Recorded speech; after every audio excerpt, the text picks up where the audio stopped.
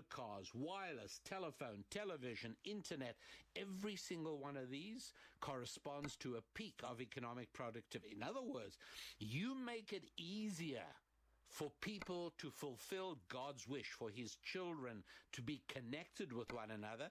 So you build them a telegraph, build them motor cars, build them roads, build them things that enable them to communicate and connect more effectively. Don't be surprised if this increased in about 1775. I think it was actually during the Continental Congress, and Benjamin Franklin was actually appointed, amazingly enough, think about this, 1775, he was appointed the first Postmaster General. I mean, the country didn't even exist yet. And for many years, the post office did incredibly important work, stitching together a huge and sparsely populated land. What an incredible thing. What an incredible concept that from day one, all first-class mail costs the same. You can have a letter delivered to a tiny little rural route in North Dakota, or you can have that same letter delivered in the city of Chicago. It's still going to cost the same for all of those places. What a fantastic way to unify the country. And so, not surprisingly, this was part of the American story of prosperity. That's what happened. Now, without going into the history and the story of unionization of the post office, and without the idea that nobody can be fired, without looking at all of the things that are dysfunctional today in what everyone recognizes to be a broken and dysfunctional postal system in the United States of America, and by the way, many, many other countries the same. Unfortunately, there are countries that we at RabbiDanielLappin.com, we don't deliver our books and our resources because the postal services in those countries are too unreliable and never gets there. So, yes, there's many countries that have this problem. In the United States, the post office is removing post boxes. Have you noticed that blue post box that you used to drop mail into? It's gone. And that means there's less work for the guy picking up the mail. He stops at fewer boxes. They're closing tens of thousands of post offices, not just thousands, tens of thousands. They are taking, you know what, maybe it's thousands. I'm gonna withdraw that. I'm not sure it's tens of thousands, but I do know it's thousands. They're taking longer and longer to deliver a letter. They're charging more and more. Have you any idea how the cost of first-class mail has skyrocketed in America since 1962 when things really started to go bad? And so what we get is worse service for more money. And that's what's happening. They are literally taking longer and longer and longer to deliver a letter. More letters get lost or tossed or thrown away. They are charging more and more money, and the service you get in most post offices is slow and slowly and sullen. It's a disaster. So we have to recognize that in the United States, as in many other countries, the mail system is on the decline. And that's bad because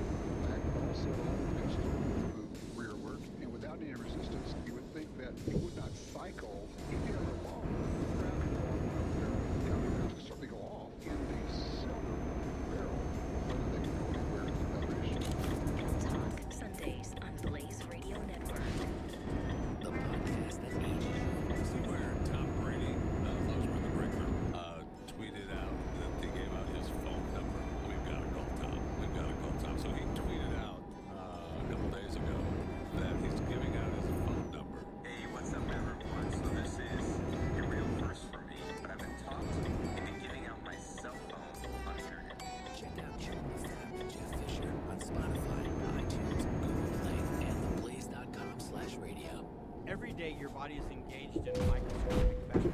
Foreign invaders like bacteria, fungus, and virus are constantly attacking you. I'm naturopathic Dr. Dennis Black, inventor of Texas Superfood. And it's your immune system's job to detect, deflect, and destroy these invaders and to keep you healthy. Your immune system needs healthy foods to keep you safe, but sadly, most Americans just don't eat right. In a capsule or powder, one daily dose of Texas Superfood is loaded with vitamins, minerals, and nutrients from 55, count them, 55 raw fruits and vegetables. Your best defense these days is a healthy immune system. Texas Superfood can help you get it. So if you can't, won't, or don't eat all your fruits and vegetables every day, Texas Superfood is made for you. Start building a healthy immune system for under $2 a day. Go to TexasSuperfood.com or call us at 855-TEXAS-55. If you don't take care of your immune system, who will? Call us at 855-TEXAS-55 or go to TexasSuperfood.com. If you are ready for some really great news, keep listening. Built Bar is back, and it is unbelievable. If you've been listening to my show this year, I love Built Bars. It's an all-American story. This is a client I asked to be on the show because I didn't listen to my wife again, and she's been telling me about it, but it has protein bar on it, and those always taste like a doormat. This is unbelievable. The mint brownie flavor, yes, baby, it is life-changing. The new bars taste better than ever. In addition to the 12 original flavors, Built Bar just added cookies and cream, carrot cake, caramel brownie, lemon almond cheesecake, apple almond crisp. I mean, it's great. Built Bar, delicious, nutritious, high protein, low calorie, high fiber, low carbs. Plus, they've reset the code for this new launch. Right now, go to BuiltBar.com, use the promo code BECK, get $10 off your first order. Promo code BECK, BuiltBar.com. If you're thinking of replacing your carpets due to pet stains and odor,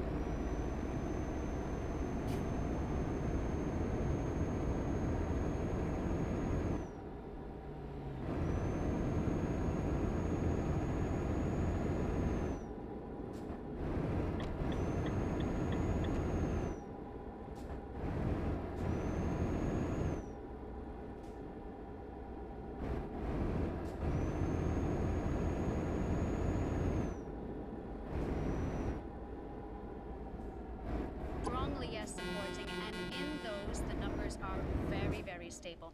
Not just stable for the SNP, but stable for Labour, the Conservatives, and Lib Dems. There are some exceptions, but that is the general pattern. You see it in Dundee East, you see it, for example, also in Motherwell and Wishaw yesterday. If anything in those numbers, the higher the yes support, the slightly larger the drop we're seeing in SNP numbers in this election, but that's partly because they have further to fall. So that's Scotland 1. Scotland 2 are those no supporting areas where there is the strongest Remain support, and that's where we're seeing that unionist movement, that large unionist movement towards Labour and the Lib Dems. And third, Scotland, no voting Scotland, but leave voting Scotland, and not thinking in terms of getting over the 50% bar, but it does seem to be around the 39-40% leave mark. That's where you're getting those large unionist swings behind the Conservative Party. So you heard it here. That's really interesting stuff. Scotland's muzzle. There are still 52 of the constituencies declared, 21 to go. Still plenty of time to test your theories, Elsa, but I'm sure they will hold up. Right, David Wallace-Lockhart has been taking a look. We've been talking about the big parties. David Wallace-Lockhart's been taking a look at some of the smaller parties who've been contesting this election.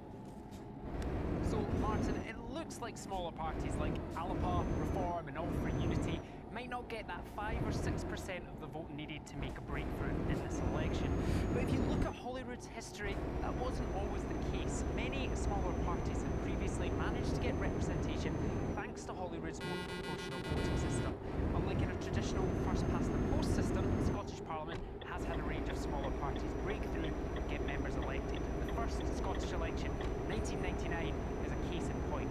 We saw the Scottish Socialists get their first MSP on the regional list, Tommy Sheridan, and the Scottish Greens, who are now an established part of Scottish politics, got the first ever elected member in any UK election, Robin Harper. We also had Dennis Canavan when his constituency of Falkirk West. He failed to become the approved Labour candidate, so stood as an independent. But But look at the numbers in front of the chamber there. The four largest parties in their seat tallies. Labour amassing 56 seats. Donald Dewar will become Scotland's First Minister. Let's keep him there for now. The SNP comfortably second with 35 seats. The Conservatives had been wiped out in the 1997 UK general election in Scotland, but the Holyrood voting system gave them a significant presence in the new Scottish Parliament. 18 seats. And the Lib Dems, led by Jim Wallace, took 12 constituencies, 5 list seats, 17 in total. Ultimately, Labour went into coalition with the Lib Dems, Donald Dewar, Jim Wallace, forming the first Scottish executive. Let's move forward now, 4 years, and this is where Scotland really got a taste for what the electoral system could deliver for smaller parties. We went from 7 parties or independents in Holyrood to 10. The Green Party going from a single MSP to 7. The Scottish Socialists took their single seat and turned it into 6. Dennis Canavan, back as an independent, joined this time by Margot MacDonald. She had her own falling out with her own party, the SNP, and stood on her own. We also had the Senior Citizens Unity Party in Holyrood, John Swinburne, as well as Jean Turner, who ran on a campaign to save Stobhill Hill Hospital. This is often referred to as the Rainbow Parliament, lots of different party colours.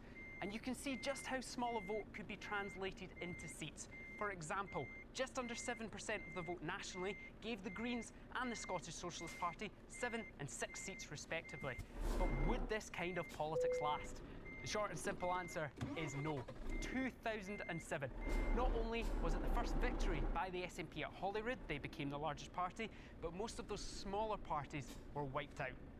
Only Margot MacDonald kept her seat. The Greens were reduced to 2 MSPs from 7.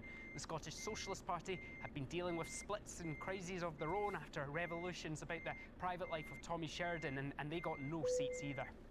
That was the same picture after 2011. The SNP doing what no one thought was possible in the Holyrood election system, winning an outright majority. Labour stayed a strong second but lost seats. The Conservatives held their numbers, but the Lib Dems lost 11 seats. And again, only Margot MacDonald returned as an independent. She sadly died in 2014. In the last Scottish election, 2016, no smaller party made a breakthrough. All but 11 seats were won by the SNP. The Conservatives jumped into second place and Labour finished a disappointing third for them. The Greens increased their numbers and overtook the Lib Dems, who again had a poor showing when compared to the early years of the Scottish Parliament. It looks like it will be another election where the smaller parties fail to break through, despite the fact it only takes that 5 or 6% of the vote to get seats. Whatever the result, it looks set to be another Scottish Parliament dominated by the larger parties. All right, well, we will find out exactly the makeup over the course of this afternoon. Lots of excitement to come. Remember, 52 seats declared out of 120. A joint statement has been issued by the Spanish clubs Real Madrid and Barcelona, along with Juventus in Italy. They insist they have a duty to provide solutions to a deep crisis, which they say threatens the survival of many clubs. On Friday, the governing body of European football, UEFA, announced that 9 other founding members of the Breakaway League agreed to pay financial penalties. BBC News.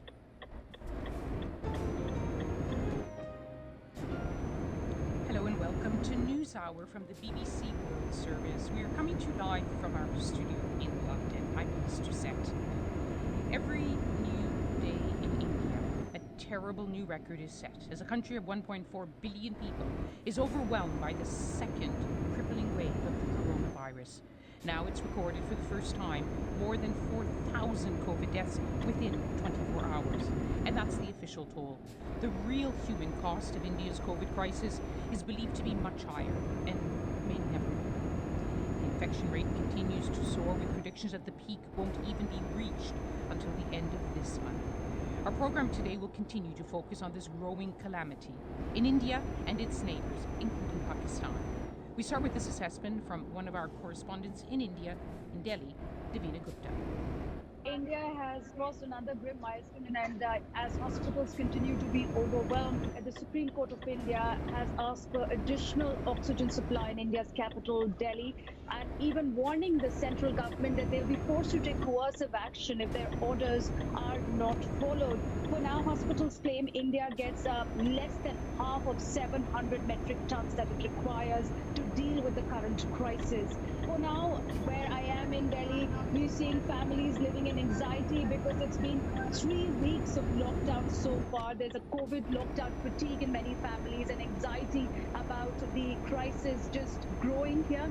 We've seen another hotspot that is opening in southern Indian state of Karnataka, which is also home for India's Silicon Valley, the city of Bangalore, with thousands of residents reporting COVID infection. And that's another front because hospitals there are now dealing with similar challenges that we've seen in Mumbai and Delhi so far. We've also seen that some states again announcing statewide lockdown. Karnataka will be doing that in the coming week on Monday. And this makes it at least 7 states who have so far announced micro-containment zones. Divina Gupta, well, the situation in the capital is truly alarming.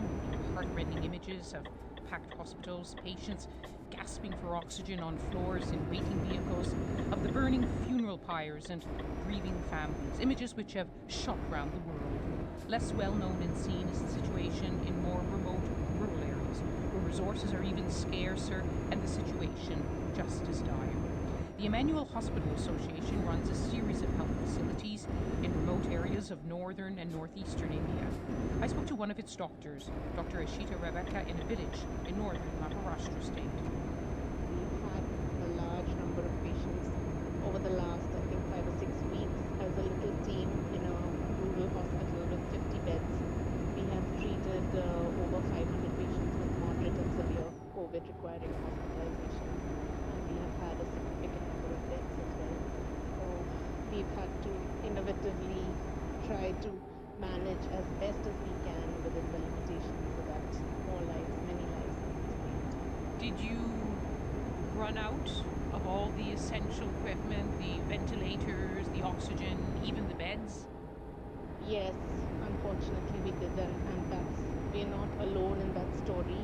I speak on behalf of a network of rural hospitals belonging to the Emmanuel Hospital Association, where there are small secondary level hospitals in remote rural areas. So everywhere this is a scenario where we've had shortages of oxygen, we've had not enough supplies, we've had to expand our bed capacity. So even though we're a 50-bed hospital, we had to make room for about 84 patients, and that's the maximum that we could manage. And there were still patients waiting outside. And then ventilators are very limited in our small settings. So we have 3 ventilators, and currently there's about 6 or 7 patients we are trying to ventilate with these 3 ventilators. And it's heartbreaking to have to take off the ventilator from one patient because it's time for the other patient, and the other patient is deteriorating. There's a shortage of supplies everywhere in the country, and all these shortages are more in the rural areas. Whatever the world suffers in a pandemic, I think I can safely say that the poor everywhere in the world suffer it in much greater measure. So, paint me a picture of your hospital where you say you've had to treat 500 patients. Are there patients on the floor, patients outside, patients in the yard, patients in the ambulance if there are ambulances? At the moment, the second surge in our state as a whole is actually waning. So the situation is a little better than it was, say, a couple of weeks ago. Whereas in other states, it's still on the rise. So when the surge was at its peak, yes, that was in fact the situation. We just got as many beds as we could organize, and in spite of that, there were patients who were waiting for a bed. And so we made arrangements for trolleys or places for them to just lie down outside till we could make room for them to be cared for inside the hospital.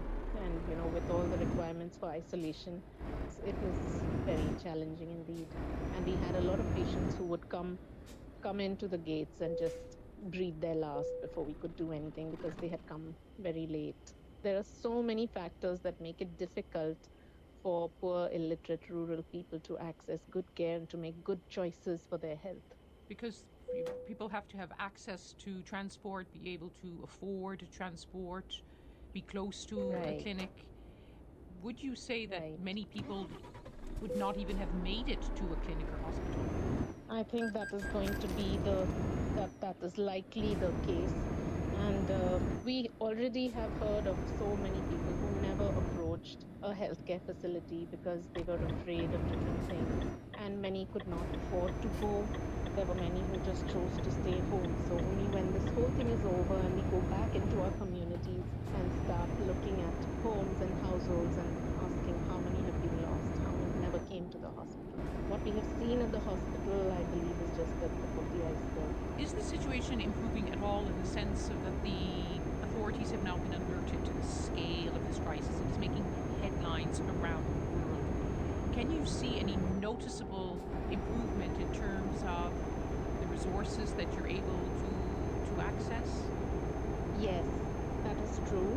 And I think it's just the speed of the surge and the scale at which the pandemic was on us as a country because of the already poor infrastructure, especially in rural areas. This pandemic just exposes something that is a reality.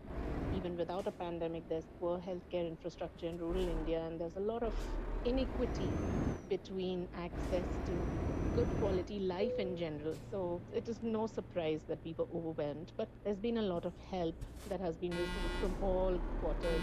Your staff? Your staff? Yeah. The pressures on you? Some of your medical staff may be dealing with situations that they weren't trained for, not prepared for, and it must feel endless at the moment.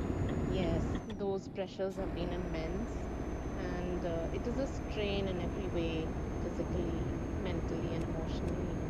Everyone has been stretched beyond capacity, and I think it will take us a long time as healthcare people to recover from this whole experience and the wounds and the aftermath of grief and just processing the death and suffering that has been witnessed.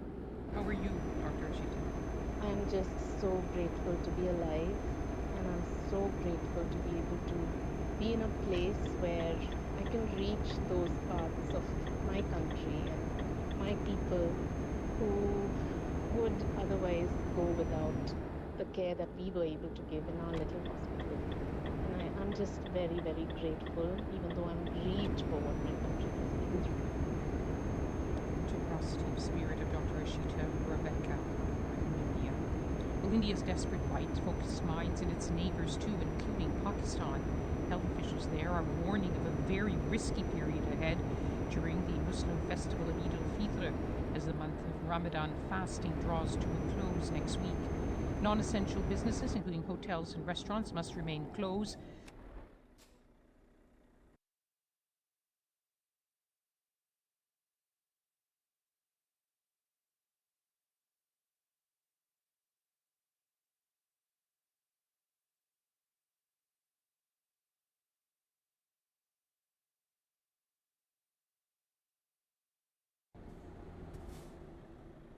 An epidemiologist based in the capital, Islamabad. Markets, they are trying to enforce, at least in big cities, that the markets are closed after 6 p.m. So they are trying to be tough this time, at least initially. Can they keep that momentum for next 10 days, the Eid holidays? Only time will tell. As you know, last time there was a backlash, especially from conservative clerics, about closing down religious gatherings, particularly in the mosques. Do you think this could happen again? So government has not said anything about mosque, and I think that's again, last year we had the same problem of the mosque not following SOPs, and this year does not look better at this moment. The period ahead, which is, as you would know, it's typically a period of much socializing, people going to mosques, people going shopping, has been described as a very risky period ahead. But from what you have said, with confusing messaging, a very partial lockdown, it seems like it will be a dangerous period ahead. I'm very concerned about these next 2 weeks, and that will tell how our pandemic will go for next month or so. I think government is trying to enforce those precautions or those rules, but there is a limit of policemen or army officers or army men. They can't reach every shop, they can't reach every street. In side markets or small shops, they are unable to reach. Many businesses are ongoing. They keep their shutter down, but the businesses are open. So if a customer comes, shutter will go up and then come down, and so he or she can do the shopping. So that things are happening, but let's hope government push more. And if we can get out of these 10 days safely, then I think things will be a little better for us. And if the cases do go up, does Pakistan have the facilities in place, the ventilators, the oxygen, the medical facilities that would be needed to respond? We are not at 100% capacity, but we are around 70-80% capacities of ventilators or assigned facilities. So I think we are going through a dangerous time period. Yes, indeed. That was Dr. Rana Jawad Asghar. And in the past hour, the UN agency UNICEF has confirmed that Pakistan has now received its first batch of 1.2 million COVID-19 vaccine doses being provided under the UN's COVAX facility for poorer and middle-income countries.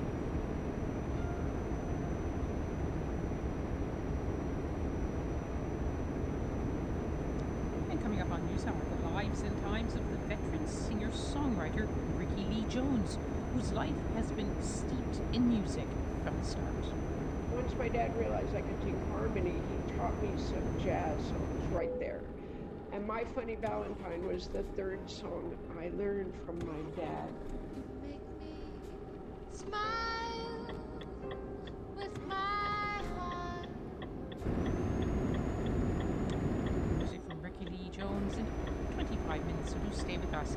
And a reminder of the main headline here on the BBC World Service. As we've been reporting, as the number of coronavirus deaths in India reaches a new record, the Prime Minister Narendra Modi is asking European leaders to waive the patents for vaccines.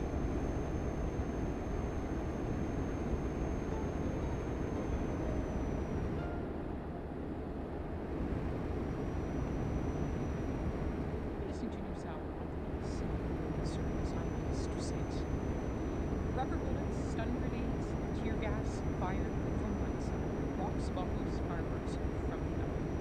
An all too familiar yet ever troubling sight in the Al-Aqsa Mosque compound in Jerusalem. Yesterday's clashes between Israeli security forces and Palestinian protesters are said to have left some 200 people injured. The clashes erupted this time over Israeli restrictions on access to parts of the city during the Muslim holy month of fasting, and the threat of eviction hanging over Palestinian families in East Jerusalem's Sheikh Jarrah neighborhood to make way for Jewish settlements. These Palestinian demonstrators said they had to act to defend their homes. We are used to the occupation. They took a few houses here illegally, and they claim these houses belong to them. If we don't stand with this group of people here, this will come back to my house, her house, his house, and to every Palestinian who lives here. The plan is to occupy all of Jerusalem and turn it into a Jewish ethnic city that lacks an Arab presence. And this allows them to get all the homes, like they did in the Nakba in 1948 and 1967. Well, let's get the latest from our correspondent in Jerusalem, Yolande Nell. Yolande, what is the situation today? At the moment, it's relatively calm, but people obviously wondering what's going to happen after dark when Palestinians gather again their daily fast and have prayers at the Al-Aqsa Mosque compound. Been these nightly protests in Sheikh Jarrah, the neighborhood of East Jerusalem, where Palestinian families are facing possible eviction from their homes, and that would be because of Jewish settlers laying claim to the land. And it will also be the end of the Jewish Sabbath after dark. People also on tenterhooks because there is another hearing related to these Sheikh Jarrah cases at the Israeli Supreme Court on Monday. That is the same day that Israel marks Jerusalem Day, its annual celebration of its capture of East Jerusalem in the 1967 Middle East War. So just to be clear on the situation then in Sheikh Jarrah, which has been going on almost for generations, now it's in the court, and there's going to be, the Supreme Court will have to decide whether to grant an appeal to 4 Palestinian families. What are the legal arguments?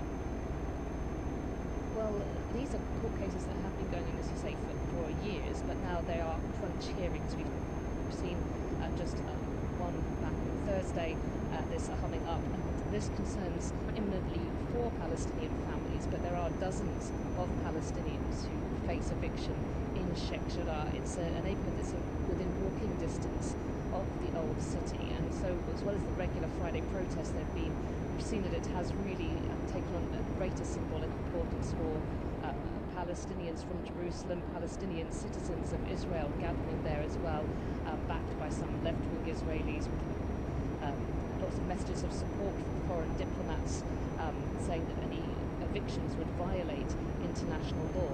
And really the general picture is that Jewish settler groups, well-funded with the backing of Israeli courts, have been laying claim to land on the basis that it belonged to Jews before 1948. They fled in the war that followed the creation of the State of Israel.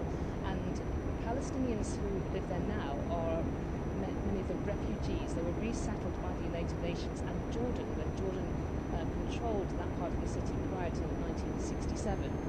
Jordan's actually in recent days supplied documents to support this, to say that these Palestinians are legitimate owners of the homes that they live in.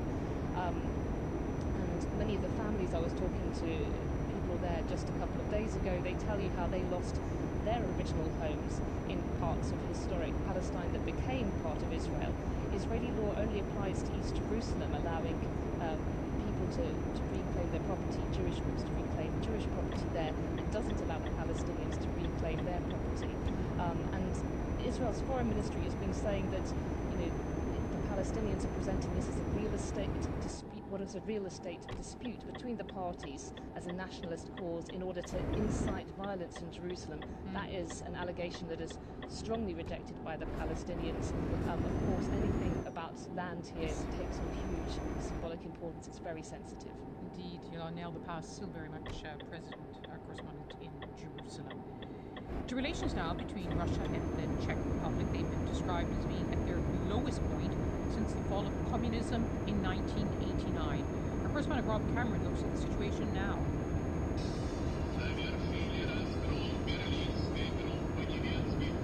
Patriotic Russian music blares from a loudspeaker at the monument to Red Army soldiers in Prague's Olszany Cemetery during the annual commemoration of the liberation of Czechoslovakia, partly by the Soviet Union, in May 1945. Columns of bikers dressed in black leather file up to the monument and lay bright red flowers at its feet. In the past, these bikers had been members of Russia's ultra-patriotic Night Wolves motorcycle gang, but due to the COVID restrictions they can no longer enter the country, so these are mostly Czech sympathisers. Waiting for groups of anti-Putin demonstrators leaving NATO and flags, screaming collaborators and traitors.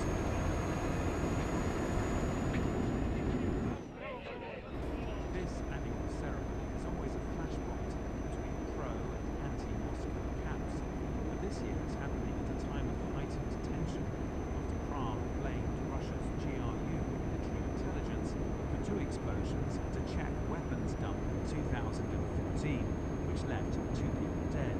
Czech police are looking for the same two GRU agents suspected of being behind 2018 Salisbury poisonings in the United Kingdom.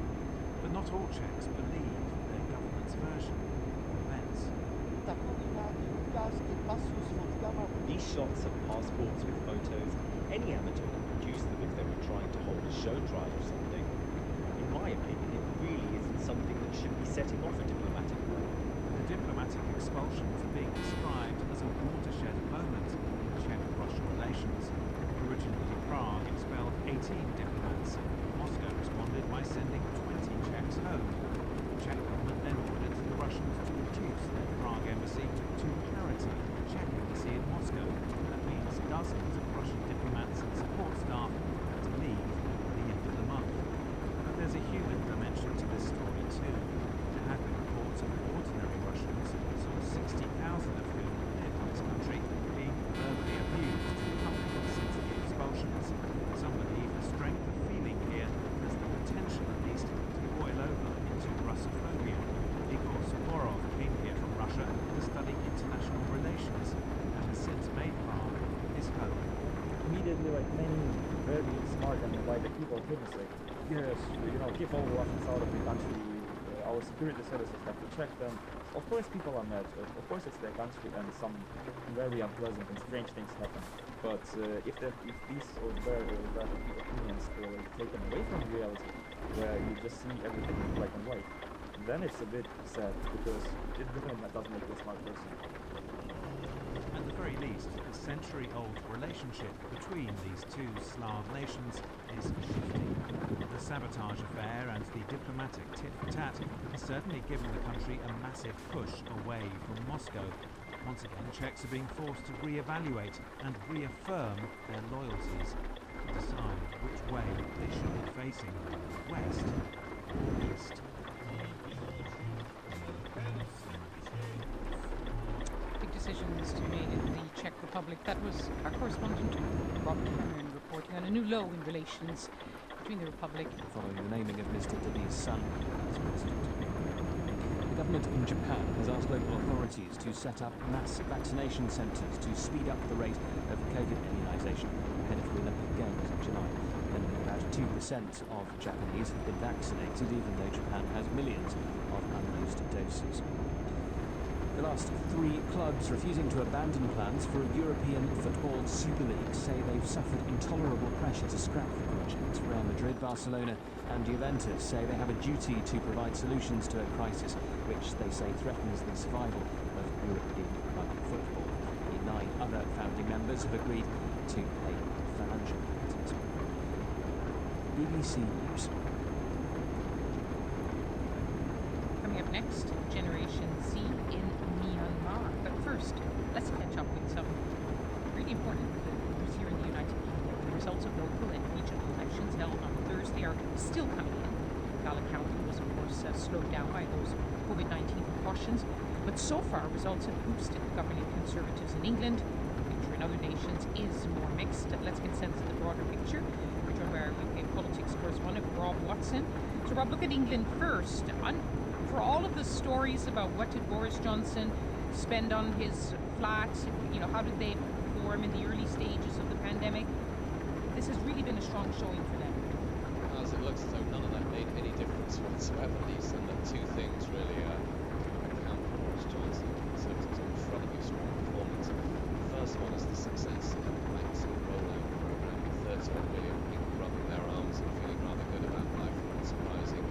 The second one is Brexit, and really what we're seeing, what we've seen is the continuation of what I like to call the revolutionary post-Brexit realignment of British politics, at least, which basically means that a lot of working classes, less well educated, less well off people who used to vote for the Labour Party, they voted Brexit in 2016, voted to leave the EU, and they switched their allegiance to the Conservatives and Boris Johnson as the sort of leading Leave pro-Brexit party. And there is a sense, judging by the conversations now taking place in Britain, this is just not the fickleness of a local election. This is quite a defining moment for the future of the Labour Party, who last year got a new leader, Sir Keir Starmer. Yes, I mean, that's why I talk about a revolutionary realignment, but I think it still raises the question here in the UK, as of course in other places where politics have been left, elsewhere in Europe, whether this realignment is temporary or whether it's permanent, and nobody can know the answer to that. Being in the case that Boris Johnson has made all these promises of levelling up, as he calls it, these promises that he thinks will throw from Brexit, well, now he has to keep them. And of course, a lot of eyes on Scotland. Again, local and regional elections, but so much at stake. The Scottish Nationalists, the SNP, seems to be, they've got a fourth victory. Is it strong enough for what they hope will be another referendum on independence? We'll know that in the next few hours, but I think whether they get an outright majority or not, that issue just will not go away, Lisa, because they certainly will be forming the government, and they will keep pressing. I actually think that what will determine whether there's another referendum is whether either side thinks they've got a chance of winning it, because let's not be naive here, that the pro-independent Scottish National Party don't want to lose another referendum, and neither, of course, Boris Johnson and the government in London want to lose Scotland. So I suspect that whatever the final result, you're going to see a rather cautious, rather hesitant approach, because the voting suggests that Scotland remains absolutely smack down the middle on this constitutional question. important times indeed. Rob Watson, as always, good to hear your assessment of these election results and so much more.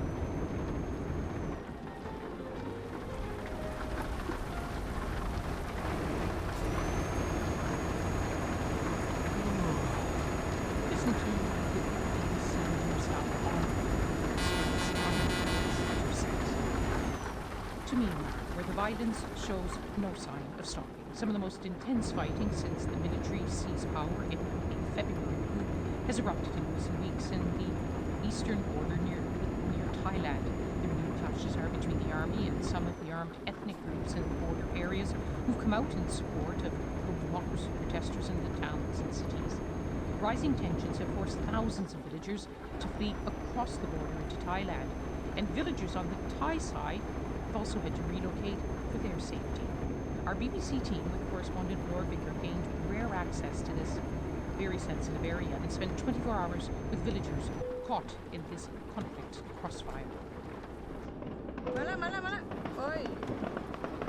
This woman is running for shelter from gunfire, even though it's in a different country. Okay.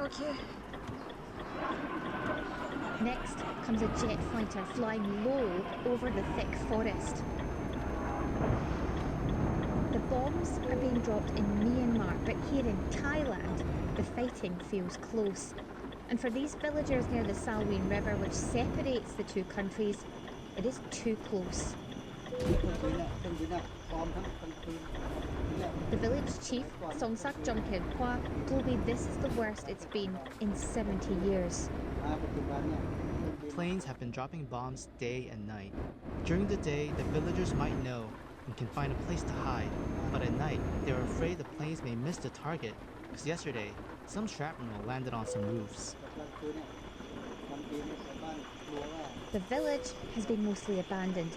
Most people have sought shelter a few miles away, and they're now living in makeshift tarpaulin tents. So how long have you been here? One woman tells me she just grabbed what she could, and she's worried she doesn't have enough food for her baby. This part of Thailand borders an area of Myanmar which is home to the ethnic Karen people. The Karen National Union has battled for more autonomy for decades. Since the coup in February, it's become one of the biggest ethnic groups to support the pro-democracy movement, even harbouring some of those who fled the brutal military crackdown in towns and cities. Last week, the KNU overran a Myanmar military base, killing dozens of soldiers. The junta then ordered repeated attacks in retaliation. The ferocity of the fighting has forced people on both sides of the border to flee. As dusk falls, the chorus of cicadas is punctuated by hours of gunfire and mortar rounds.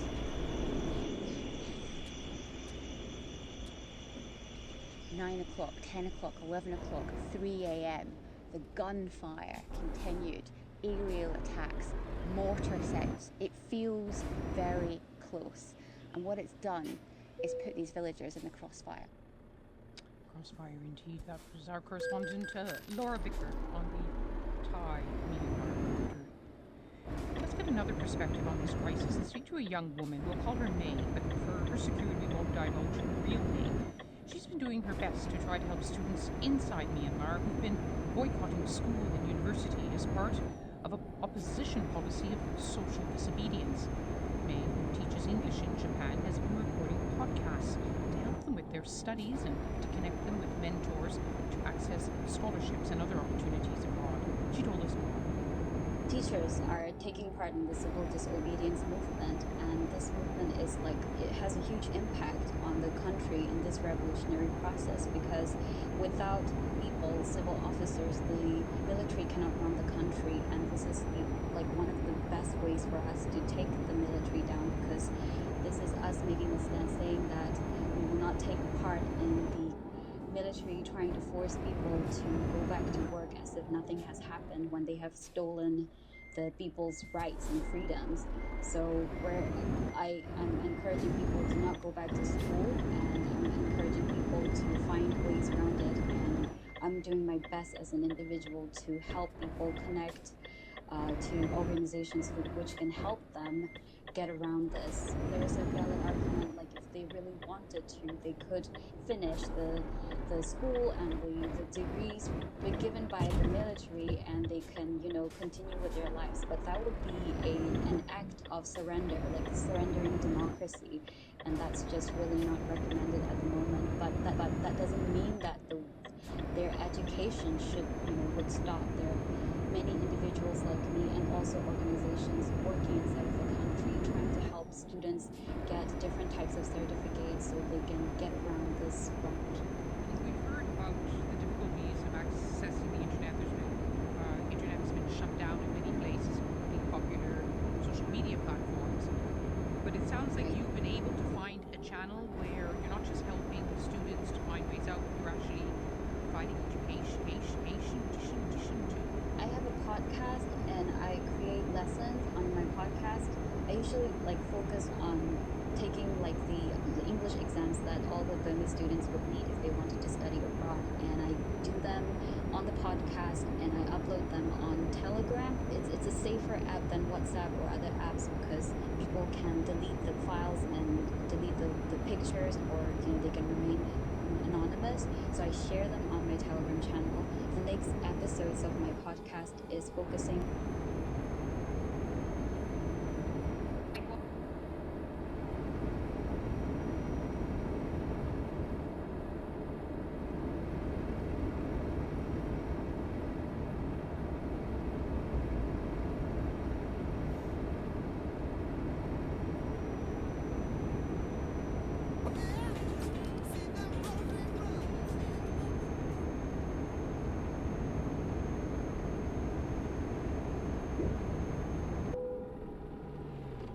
anybody would see that the logic behind that was that 2019 general election was one of the worst defeats Labour had suffered. So saying that the party has changed from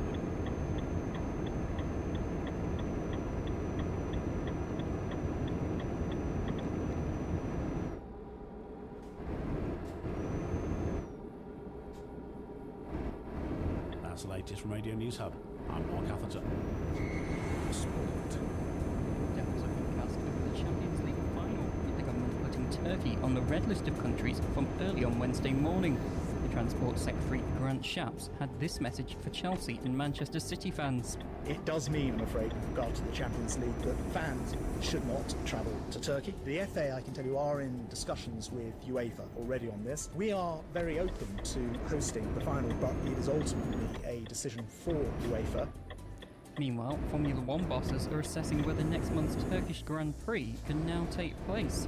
7 of the grid's team are based in the UK, but all travellers returning from red list countries face 10 days of quarantine at a government-approved hotel. And finally, in the Premier League, Leicester City's Champions League spot was dealt a blow, with Newcastle beating them 4-2. Foxes could have moved within a point of Manchester United in second with a win, but goals from Joe Willock and Paul Dummett and a brace from Callum Wilson handed all 3 points to Steve Bruce's side. News Radio UK. For the latest news in Cardiff, listen on your smart speaker. Goodwin Barrett has helped thousands of people get to the truth and the compensation they deserve. If you've lost money on a stocks and shares ISA sold by a bank, text LOST to 78900.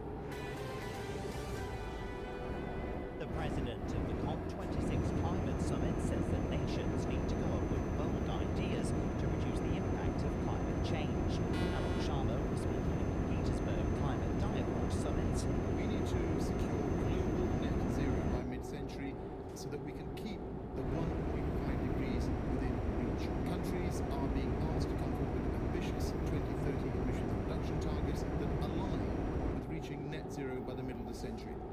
Hardship felt during the COVID-19 pandemic has spurred European Union leaders to beef up safeguards for its 450 million citizens in welfare, jobs and gender equality. But not everyone was impressed by their good intentions, which are non-binding for the block's 27 governments. EU leaders held a summit in Porto in Portugal on Friday to discuss how they can ensure equal opportunities for all and that no one is left behind. Palestinian worshippers clashed with Israeli police on Friday evening at Al-Aqsa Mosque in Jerusalem's Old City as tensions soared again. The Palestinian Red Crescent Emergency Service says 53 people were wounded in clashes with police there and elsewhere in Jerusalem, including 23 who were taken to hospital. Stocks rallied to more records on Wall Street on Friday as a stunningly disappointing report on the nation's job market signaled to investors that interest rates are likely to remain low. The S&P 500 rose 0.7%, topping the previous all-time high set last month. The Dow Jones Industrial Average set a record high for the third straight day. And first came the amazing pictures, then the video. Now NASA is sharing sounds of its little helicopter humming through the thin Martian air. NASA's Jet Propulsion Laboratory in California released this first ever audio on Friday, just before Ingenuity was set to soar on its 5th test flight. Showbiz. Nick Hewitt marks his final day on the set of Countdown by posing outside of his dressing room with a golden teapot trophy. The 77-year-old is stepping down after nearly 10 years in the hot seat and is to be replaced by Anne Robinson, the first female host of the Channel 4 game show. Hewitt posted a photo on Twitter and put, "My last day in the Countdown studio," pictured here with a rare and priceless golden teapot, and the legend that is Damien Eady, the Countdown producer for more than 25 years. Gary Lineker has become the latest high-profile broadcaster to be targeted by HMRC over his tax affairs, that's according to a tribunal. The Match of the Day host was told by the taxman he should have been classed as an employee of the BBC and BT Sport for his presenting duties rather than as a freelancer. HMRC are now pursuing him for £4.9 million. They did claim should have been paid on income received between 2013 and 2018. And Les Dennis is to replace Paul Merton in the cast of Hairspray as Wilbur Turnblad when a new production of the hit musical opens at the London Coliseum. Business. Over 1 million homes granted planning permission in England in the past decade are yet to be built. That's according to the Local Government Association. They've announced that 2.7 million homes have been granted permission by councils since the year 2010-2011, but over the same period there have only been 1.6 million completions. The association is now calling for councils to be given powers in a planning bill to incentivise developers to build housing more quickly. Prices for summer breaks have not been ramped up ahead of the government's announcement of the Green Travel List. That's according to the UK's largest holiday firm. TUI's managing director for the UK and Ireland, Andrew Flintham, announced it will be a long time before travel companies can consider boosting profit margins. And BT is set to reveal a fall in profits for 2020 as bosses unveil its full-year results next week, despite shares rising 40% in the last 12 months. The fall is expected to be due to fierce competition during COVID, as well as asset sales and declining revenues from legacy products such as landline phones. Cast your mind back. Does this sound familiar? So, you're looking for a risk-free investment? Transfer your savings into our stocks and shares ISA. You won't lose money. Probably. For many, it's painfully familiar. If you've lost money on a stocks and shares ISA or investment bond missold by a bank, as a claims management company, Goodwin Barrett could get to the truth and deliver you compensation.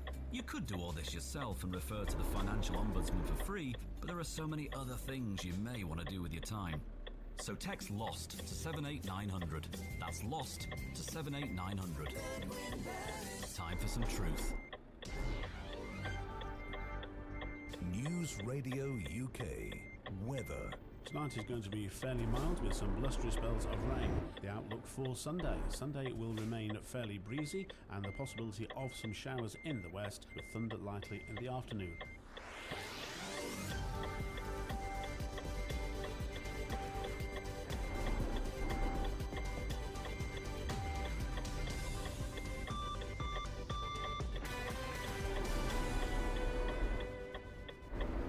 Counts continue this afternoon with several key areas still to announce. The mayoral races for London and Greater Manchester continue, with Sadiq Khan and Andy Byrne both hoping for re-election for Labour. Meanwhile, Labour in Wales are close to a majority, with vital SNP seats needed for them to secure the Holyrood election. The result of that is expected this afternoon. A man in his 20s has been arrested in connection with the murder of PCSO Julia James, Kent police has said. While the police are no longer appealing for information about him, they say they still need to hear from anyone who was in the area at the time between 1 p.m. and 4:30 p.m. on Tuesday the 27th of April. There are more concerns about flammable cladding on hundreds of high-rise buildings around the UK. It comes after a fire at a block in East London, with 2 people taken to hospital and dozens treated at the scene for smoke inhalation. Aspana Bergen is the MP for Popular and Limehouse, where the fire occurred. They are actually quite devastated. The nightmare that they've been warning the government about was the nightmare that they woke up to, and I can't understate the feeling of distress and anger that they feel. Portugal, Australia, New Zealand and Gibraltar are among the places Brits can travel to from the 17th of this month without having to pay to quarantine upon return to England. Meanwhile, Rory Bolland from the consumer rights group Reach says there's more to think about than just being able to fly home without needing to pay for a hotel. So we now know where we can go with this green list of countries within reason. But what you need to do is give thought to how you're going to go. What are some of the risks of disruption?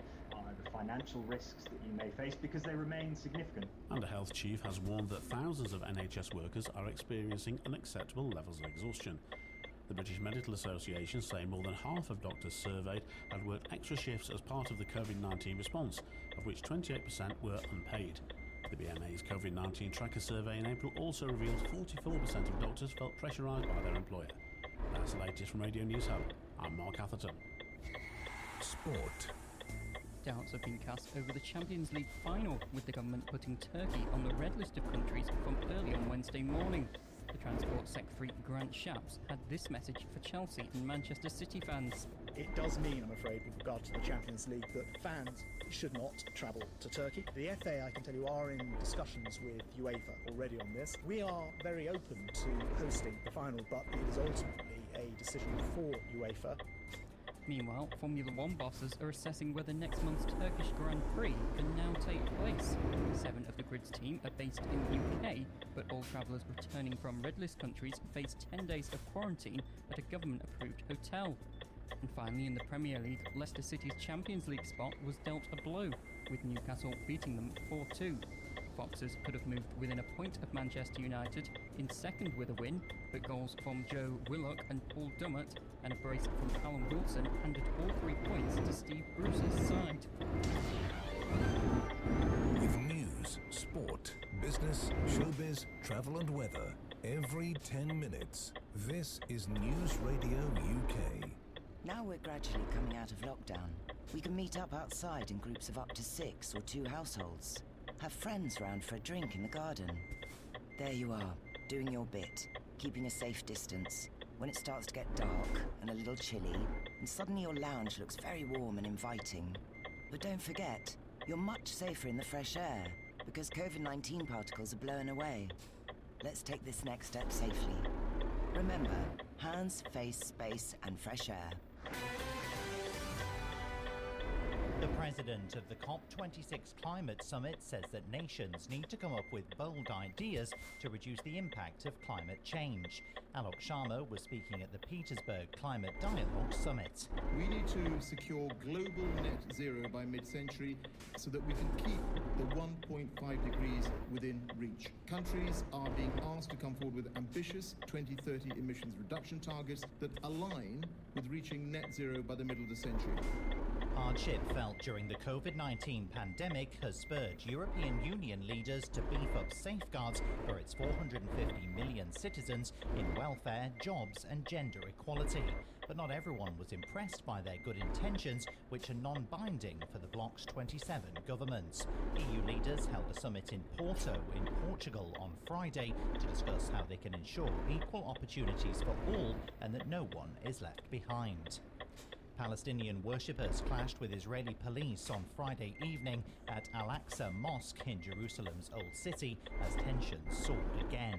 The Palestinian Red Crescent Emergency Service says 53 people were wounded in clashes with police there and elsewhere in Jerusalem, including 23 who were taken to hospital.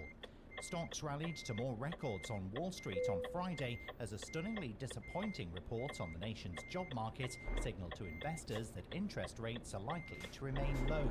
The S&P 500 rose 0.7%, topping the previous all-time high set last month. The Dow Jones Industrial Average set a record high for the third straight day. And first came the amazing pictures, then the video. Now NASA is sharing sounds of its little helicopter humming through the thin Martian air. NASA's Jet Propulsion Laboratory in California released this first ever audio on Friday, just before Ingenuity was set to soar on its 5th test flight. Showbiz. Nick Hewitt marked his final day on the set of Countdown by posing outside of his dressing room with a golden teapot trophy. The 77-year-old is stepping down after nearly 10 years in the hot seat and is to be replaced by Anne Robinson, the first female host of the Channel 4 game show. Hewitt posted a photo on Twitter and put "My last day in the Countdown studio," pictured here with a rare and priceless golden teapot, and the legend that is Damien Eady, the Countdown producer for more than 25 years. Gary Lineker has become the latest high-profile broadcast to be targeted by HMRC over his tax affairs, that's according to a tribunal. The Match of the Day host was told by the taxman he should have been classed as an employee of the BBC and BT Sport for his presenting duties rather than as a freelancer. HMRC are now pursuing him for £4.9 million. The did claim should have been paid on income received between 2013 and 2018. And Les Dennis is to replace Paul Merton in the cast of Hairspray as Wilbur Turnblad when the new production of the hit musical opens at the London Coliseum. Business. Over 1 million homes granted planning permission in England in the past decade are yet to be built. That's according to the Local Government Association. They've announced that 2.7 million homes have been granted permission by council since the year 2010-2011, but over the same period there have only been 1.6 million completions. The association is now calling for councils to be given powers in a planning bill to incentivise developers to build housing more quickly. Prices for summer breaks have not been ramped up ahead of the government's announcement of the Green Travel List, that's according to the UK's largest holiday firm. TUI's managing director for the UK and Ireland, Andrew Flintham, announced it will be a long time before travel companies can consider boosting profit margins. And BT is set to reveal a fall in profits for 2020 as bosses unveil its full-year results next week, despite shares rising 40% in the last 12 months. The fall is expected to be due to fierce competition during COVID, as well as asset sales and declining revenues from legacy products such as landline phones. Now we're gradually coming out of lockdown. We can finally get out of the house and do some of the things we've all been missing. Like meeting friends over a takeaway coffee or visiting family for a barbecue. Around 1 in 3 people who have COVID-19 have no symptoms and are spreading it without knowing. That could be your friend, relative, or even you. Help stop the spread by reducing travel and meeting outside. Let's take this next step safely. Remember, hands, face, space, and fresh air. News Radio UK. Weather. Tonight is going to be fairly mild with some blustery spells of rain. The outlook for Sunday. Sunday will remain fairly breezy and the possibility of some showers in the west with thunder likely in the afternoon.